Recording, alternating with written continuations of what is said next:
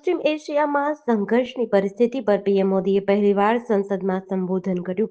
મોદીએ કહ્યું, હું આ ગૃહમાં પશ્ચિમ એશિયામાં ચાલી રહેલા સંઘર્ષ અને ભારત પર તેની અસર અંગે ચર્ચા કરવા આવ્યો છું. ત્યાંની પરિસ્થિતિ હાલમાં ચિંતાજનક છે. લોકસભામાં 25 મિનિટમાં ભાષણમાં તેમણે કહ્યું કે તણાવનો અંત આવવો જોઈએ. વાતચીત જ એકમાત્ર ઉકેલ છે. પીએમ મોદીએ કહ્યું કે નાગરિકો અને પાવર પ્લાન્ટ પર હુમલા અસ્વીકાર્ય છે. હોર્મુઝ સ્ટ્રેટને બંધ કરવાનું સ્વીકાર્ય નહીં. પીએમએ કહ્યું, સરકાર દેશમાં તેલ અને ગેસ સંકટને રોકવાનો પ્રયાસ કરી રહી છે. આ માટે અમે હવે 27 દેશોને બદલે 41 દેશોમાંથી આયાત કરી રહ્યા છીએ. પશ્ચિમ એશિયામાં 1 કરોડ ભારતીયો રહે છે. તેમની સુરક્ષા અમારી પ્રાથમિકતા છે. તેમણે કહ્યું કે 3.75 લાખ ભારતીયો સુરક્ષિત રીતે દેશમાં પાછા ફર્યા છે. હજારો લોકો ફક્ત ઈરાનથી જ સુરક્ષિત આવ્યા છે. તેમાં 700થી વધુ યુવાનો મેડિકલનો અભ્યાસ કરનાર છે. પશ્ચિમ એશિયામાં યુદ્ધની સ્થિતિ અંગે પીએમ મોદીએ સોમવારે લોકસભામાં કહ્યું કે ત્યાંની સ્થિતિ હાલ ચિંતાજનક છે. સરકાર દેશમાં તેલ અને ગેસ સંકટને ટાળવાનો પ્રયાસ કરી રહી છે. ઈરાન અને અમેરિકા ઇઝરાયલ વચ્ચે ચાલી રહેલા યુદ્ધના કારણે ક્રૂડ સપ્લાયની માઠી અસર પડી છે. હવે ગુજરાતના પેટ્રોલ પંપ પર પણ તેની અસર દેખાવા લાગી છે. પેટ્રોલિયમ કંપની તરફથી પેટ્રોલ પંપને સપ્લાય થતા પેટ્રોલ ડીઝલના જથ્થામાં 50%નો કાપ મૂકી દેવામાં આવ્યો છે. એટલે કે જે પેટ્રોલ પંપ પર દરરોજની 4 ગાડી માલ આવતો ત્યારે હવે 2 જ આવે છે. સાથે સાથે પેટ્રોલ પંપ દ્વારા જે કન્ઝ્યુમરને બલ્ક સપ્લાય કરવામાં આવતી તે પણ બંધ કરી દેવાઈ છે. જેના કારણે જે ઉદ્યોગો બલ્કમાં માલ ખરીદતા હતા તેના કામકાજ પર અસર થવાની સ્થિતિ છે. બીજી તરફ રાજકોટમાં પણ આઈઓસીના પંપને મળતી સપ્લાય ખોરવાતા ડીલર દ્વારા કંપનીને રજૂઆત કરવામાં આવી છે. જો કે એસોસિએશન દ્વારા જણાવવામાં આવ્યું છે કે રાજકોટમાં પેટ્રોલ ડીઝલની કોઈ અછત નથી. જે સપ્લાય ખોરવાય છે તે રજાના કારણે ખોરવાય છે, જે 8 દિવસમાં સામાન્ય થઈ જશે. સુરતમાં છેલ્લા કેટલાક દિવસોથી પેટ્રોલ અને ડીઝલની અછત વર્તાઈ રહી છે. ભાવનગર એસપી નીતેશ પાંડે દ્વારા શહેરમાં વધતી ગુનાહિત પ્રવૃત્તિઓ, ખાસ કરીને પ્રોહિબિશન અને શરીર સંબંધિત ગુનાઓમાં સંડોવાયેલા આરોપીઓ સામે કડક કાર્યવાહી શરૂ કરી છે. આજે 23 માર્ચની સવારથી 5 અસામાજિક તત્વોના રહેણાંક મકાનોનું ડિમોલેશન શરૂ કરવામાં આવ્યું હતું. પ્રાથમિક માહિતી મુજબ શહેરના દેપક ચોક નજીક આવેલા આડોડિયા વિસ્તારમાં 4 મહિલા બુટલેગર અને પ્રભુદાસ તળાવ હવા મસ્જિદ વિસ્તારમાં એક શરીર સંબંધિત ગુનાના પુરુષ આરોપીના ગેરકાયદે બાંધકામો તોડી પાડ્યા છે. 5 આરોપીના બાંધકામ પર બુલડોઝર ફેરવી આશરે ₹49,88,600ની 652 ચોરસ મીટર જગ્યા ખુલ્લી કરાઈ છે. સાથે જ દીપક ચોક પાસે મહાનગરપાલિકાના પ્લોટ નંબર 729 અને 730 પરથી પણ 13 દુકાન, 4 ઝૂંપડા, 3 બાથરૂમ અને 1 ધાર્મિક મળી કુલ 21 પાકા દબાણો દૂર કરી અંદાજિત 835 ચોરસ મીટર જગ્યા ખાલી કરવામાં આવી છે. જૂનાગઢ જિલ્લાના કેશોદમાં આવેલી રાધેશ્યામ 2 નગર સોસાયટીમાં એક અત્યંત દુઃખદ ઘટના બની છે. અહીં રહેતી સગીર વયની વિદ્યાર્થીનીએ પોતાની મકાનમાં ઉપરના રૂમમાં પંખા સાથે કપડાનું દોરડું બાંધી ગળાફાંસો ખાઈ આત્મહત્યા કરી છે. વિદ્યાર્થીની જૂનાગઢની ઓમ એજ્યુકેશન કોલેજમાં ડિપ્લોમાનો અભ્યાસ કરતી હતી. પ્રાથમિક તપાસમાં સામે આવ્યું છે કે નજીકમાં જ પરીક્ષા હોવાથી તેના ટેન્શન અને દબાણના કારણે સગીરાએ આત્મઘાતી પગલું ભર્યું છે. આ ઘટનાને પગલે સમગ્ર વિસ્તારમાં અરેરાટી વ્યાપી ગઈ છે.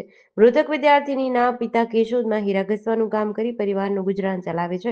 તેમને સંતાનમાં 2 દીકરીઓ છે, જેમાં મોટી દીકરીના લગ્ન થઈ ગયા છે અને મૃતક નાની દીકરી હતી. કેશોદ પોલીસ સ્ટેશનમાં નોંધાયેલી આકસ્મિક મોતની વિગતો મુજબ મૃતક ભણવામાં હોશિયાર હતી, પરંતુ પરીક્ષાના ભારને કારણે તે માનસિક રીતે ભાંગી પડી હતી. ઈરાન અને ઇઝરાયલ વચ્ચે ચાલી રહેલા યુદ્ધની સીધી અસર હવે મોરબીના સિરામિક ઉદ્યોગ પર જોવા મળી રહી છે. નિકાસ માટે મોકલેલા અંદાજે 1500 જેટલા કન્ટેનરો પરત આવતા અને શિપિંગ લાઇનો દ્વારા વસૂલવામાં આવતા તોતિંગ સરચાર્જના કારણે ઉદ્યોગકારોની હાલત કફોડી બની છે. આ કપરા સમયમાં કેન્દ્ર સરકારે ઉદ્યોગકારોને રાહત આપતા 50 લાખ સુધીના વળતરની જાહેરાત કરી છે. મોરબીના 450થી વધુ સિરામિક ટાઇલ્સના કારખાના પર મોટી અસર પડી છે. મોટાભાગના કારખાના બંધ હાલતમાં પડ્યા છે. પ્રોપેન ગેસના અભાવે નિકાસ અટકી જતા મોટાભાગના સિરામિક ટાઇલ્સના કારખાના બંધ છે. મિડલ ઈસ્ટમાં ચાલી રહેલા તણાવના કારણે મુન્દ્રા અને કંડલા પોર્ટ તેમજ દરિયાઈ માર્ગેથી મોરબીના અંદાજે 1500 કન્ટેનરો પરત આવ્યા છે. શિપિંગ કંપનીઓએ આ કન્ટેનરો પર $500થી $3500 સુધીનો સરચાર્જ અને લાખો રૂપિયાનો ડેમરેજ વસૂલ્યો છે. જૂનાગઢ શહેરના રાજકીય ગલિયારોમાં આજે એક અત્યંત શરમજનક અને ચોંકાવનારી ઘટના બની છે. ભાજપ પાર્ટીના જૂનાગઢ સિટી વોર્ડ નંબર 6 ના સત્તાવાર વોટ્સએપ ગ્રુપમાં એક સભ્ય દ્વારા અત્યંત બીભત્સ અને અશ્લીલ લખાણ ધરાવતી વિડીયો લિંક શેર કરવામાં આવતા સંગઠનની આબરૂના ધજાગરા ઉડ્યા છે. આ ગ્રુપમાં અનેક પ્રતિષ્ઠિત મહિલા કાર્યકરો, કોર્પોરેટરો અને પક્ષના પદાધિકારીઓ જોડાયેલા છે. છતાં મધરાત્રે 2 વાગ્યાની આસપાસ આ પ્રકારનો મેસેજ આવતા સમગ્ર પક્ષમાં સૂકો પડી ગયો છે. હાલ આ ઘટનાના સ્ક્રીનશોટ સોશિયલ મીડિયામાં અલગ-અલગ પ્લેટફોર્મ પર વાયરલ થઈ રહ્યા છે, જેના કારણે ભાજપના સ્થાનિક નેતૃત્વ સામે પણ સવાલો ઉઠ્યા છે. જૂનાગઢ સિટી વોર્ડ નંબર 6 ના આ ગ્રુપમાં મોડી રાત્રે અચાનક એક બીભત્સ લિંક શેર કરવામાં આવી હતી. આ મેસેજ આવતાની સાથે જ ગ્રુપમાં હાજર અન્ય જાગૃત સભ્યો ચોંકી ઉઠ્યા હતા. આ ગ્રુપમાં એક કરતાં વધુ એડમિન છે અને જવાબદાર હોદ્દેદારો પણ છે. સુરતના ઈચ્છાપુર વિસ્તારમાં એક શરમજનક ઘટના બની છે. સોશિયલ મીડિયાના માધ્યમથી સગીરાને પ્રેમજાળમાં ફસાવી લગ્નની લાલચ આપી તેની સાથે દુષ્કર્મ આચરવામાં આવ્યું હોવાની ફરિયાદ નોંધાઈ છે.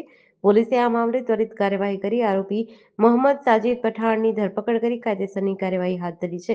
ઈચ્છાપુર વિસ્તારમાં રહેતી અને ધોરણ 12માં અભ્યાસ કરતી એક સગીરા માર્ચ 2025માં ઇન્સ્ટાગ્રામના માધ્યમથી લિંબાયતની કૃષ્ણાનગર સોસાયટીમાં રહેતા 23 વર્ષીય મોહમ્મદ સાજીદ ઉર્ફે અહદ મોહમ્મદ જાવેદ પઠાણના સંપર્કમાં આવી હતી. સાજીદે મીઠી મીઠી વાતો કરી સગીરાને પોતાની પ્રેમજાળમાં ફસાવી હતી. તેણે સગીરાને લગ્ન કરવાનું વચન આપી વિશ્વાસમાં લીધી હતી. આરોપી મોહમ્મદ સાજીદની દાનત પહેલેથી જ ખરાબ હતી. તેણે સગીરા પાસે વોટ્સએપ પર તેના નગ્ન ફોટાઓની માંગ કરી હતી. ભોળી સગીરા તેની વાતોમાં આવી ગઈ અને ફોટા પણ મોકલ્યા હતા. જામનગરમાં રૂપિયા 2,55,000ની કિંમતની સોનાની બંગડીઓના વિશ્વાસઘાત પ્રકરણમાં મુખ્ય આરોપી કેયુર ઉર્ફે વાણિયો નીતિનભાઈ સંઘવીને ઝડપી પાડવામાં આવ્યો છે. પોલીસે તેને લાલ બંગલા પાસેથી પકડી પાડ્યો હતો. કોર્ટે આરોપીના 2 દિવસના રિમાન્ડ મંજૂર કર્યા છે. આ અંગે રાજકોટના ગુંદાવાડી વિસ્તારમાં રહેતા અને મૂળ જામનગરના સોની વેપારી હાર્દિકભાઈ અનિલભાઈ ચાવડાએ પોલીસ ફરિયાદ નોંધાવી હતી. તેમણે તેમના ગ્રાહક જયપાલસિંહ નરેન્દ્રસિંહ રાણાને આપવા માટે 60.100 મિલીગ્રામ વજનની રૂપિયા 2,55,000ની કિંમતની કોપર સોનાની બંગડીની જોડી આરોપી કેયુર નીતિનભાઈ સંઘવીને આપી હતી. જોકે આરોપી કેયુરે આ બંગડીઓ ગ્રાહકને પહોંચાડવાના બદલે જામનગરના મહાલક્ષ્મી ચોકમાં રહેતા રવિ સોની પાસે રૂપિયા 1.5 લાખમાં ગીરવે મૂકી હતી. રવિ સોનીએ આ બંગડીઓ ઓગાળી નાખી કોઈ પણ આધાર પુરાવા વગરનું સોનું પોતાની પાસે રાખી લીધું હતું. વાપી રેલવે સ્ટેશન પર મોબાઈલ ચોરીના બનાવો અટકાવવા આરપીએફ અને જીઆરપી દ્વારા કડક કાર્યવાહી કરાઈ છે. સોમવારે પ્લેટફોર્મ નંબર 1 પર ગાઝીપુર સિટી સુપરફાસ્ટ એક્સપ્રેસમાં ચડતી વખતે એક મુસાફરનો મોબાઈલ ચોરીને ભાગી રહેલા સુરતના એક યુવાનને પોલીસે રંગે હાથ ઝડપ્યો છે. વાપી આરપીએફ ઇન્સ્પેક્ટરના માર્ગદર્શન હેઠળ એએસઆઈ અશોક કુમાર, સીપીડીએસ સ્ટાફ અને જીઆરપી ટીમ સ્ટેશન પર શંકાસ્પદ ગતિવિધિઓ પર નજર રાખતી હતી. આ દરમિયાન ટ્રેન નંબર 20941 પ્લેટફોર્મ પર આવતા મુસાફરોની ભીડ જામી હતી. ભીડનો લાભ ઉઠાવી એક શખ્સ પેસેન્જરના ખિસ્સામાંથી મોબાઈલ સેરવીને ભાગવાનો પ્રયાસ કરતો હતો. જોકે ત્યાં હાજર સતર્ક સ્ટાફે તેને તાત્કાલિક કોર્ડન કરી પકડી લીધો હતો.